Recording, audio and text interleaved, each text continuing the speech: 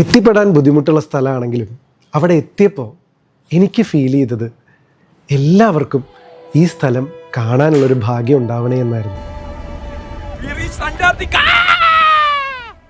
നമ്മൾ അന്റാർട്ടിക്കയിലേക്ക് പോകുന്നത് ഉഷ്വായിൽ നിന്നാണ്. ഉഷ്വായയുടെ പോർട്ടിൽ നിന്നാണ് യാത്ര തുടങ്ങുന്നത്. അപ്പോൾ നമ്മുടെ ക്രൂസ് സ്റ്റാർട്ട് ചെയ്തിരിക്കുകയാണ്. ഞങ്ങൾ അന്റാർട്ടിക്കയിലേക്ക് യാത്ര തിരിക്കുകയാണ്.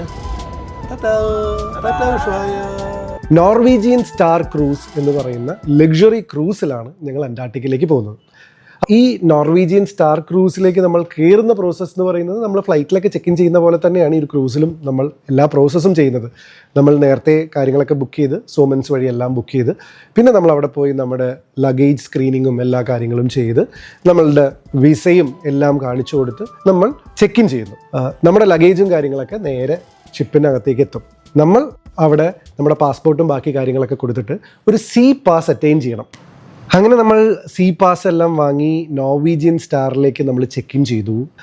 അതിൻ്റെ അകം എന്ന് പറയുന്നത് വളരെ മനോഹരമായിട്ടുള്ള, നമ്മളൊരു സ്റ്റാർ ഹോട്ടലിലേക്കൊക്കെ ചെക്ക് ഇൻ ചെയ്ത ഫീലാണ്. അത്രയും ലക്ഷൂറിയസ് ആയിട്ടുള്ള പല സംഭവങ്ങളുണ്ട്. അന്റാർട്ടിക്കയിലേക്ക് ഇപ്പോൾ ഓപ്പറേറ്റ് ചെയ്യുന്ന ലക്ഷറി ക്രൂസുകളിൽ വൺ ഓഫ് ദ ബെസ്റ്റ് ആണ്.